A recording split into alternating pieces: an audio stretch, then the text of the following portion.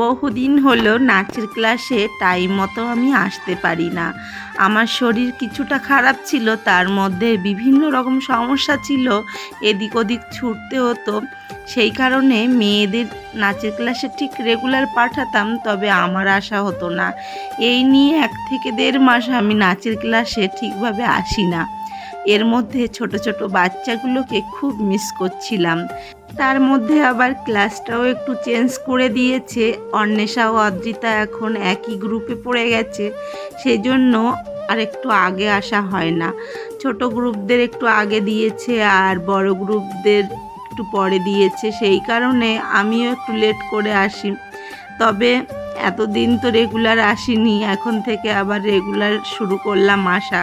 কারণ কিছুদিন পরেই অন্বেষা অদ্রিতাদের পরীক্ষা, ওদের গ্রুপের প্রত্যেকের নাচের পরীক্ষা আছে।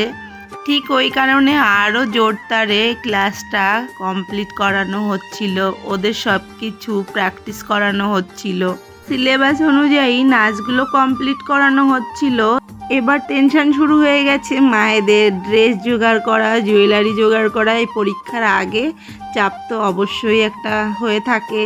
সময়ের সাথে সাথে সব কিছু এখন আয়ত্তে এসে গেছে, এখন আর অতটাও চাপ মনে হয় না।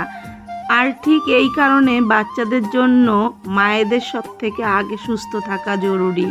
যখন আমি অসুস্থ থাকি তখন মনে হয় বাচ্চাদের কোনো কিছুই ঠিক নেই, কখনো ভালো লাগে না, বাচ্চাদের রেগুলার কোনো কিছু প্র্যাকটিস হয় না, না ক্লাস ঠিকমতো হয়। একটা মা যদি অসুস্থ হয়ে পড়ে থাকে না, বাচ্চাদের সব থেকে ক্ষতি হয়। আর অন্যদের তো মোটামুটি অন্যভাবে চলে যায়, তবে সব থেকে ক্ষতি হয় বাচ্চাদের।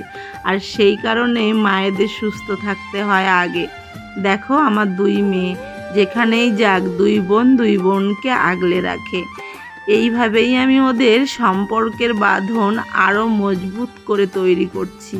ওদের সব সময় বোঝাতে থাকি একে অপরের পরিপূরক হয়ে থাকতে। ছোট ছোট এই যে দায়িত্ব কর্তব্য বোধ ছোট থেকেই ওদেরকে আমি তৈরি করার চেষ্টা করি, যেন বড় হয়েও একে অপরের পাশে ওরা থাকতে পারে। ছোট থেকে বাচ্চাদের সব কিছু শেখালে বড় হয়ে আর দায়িত্ব কর্তব্যবোধ শেখাতে হয় না হাতে ধরে, ওরা নিজের থেকেই সব কিছু শিখে যাবে। এই যেমন আমি যতটুকুই দায়িত্ব কর্তব্যবোধ শিখেছি সবটুকুই আমার ঠাকুমার জন্য।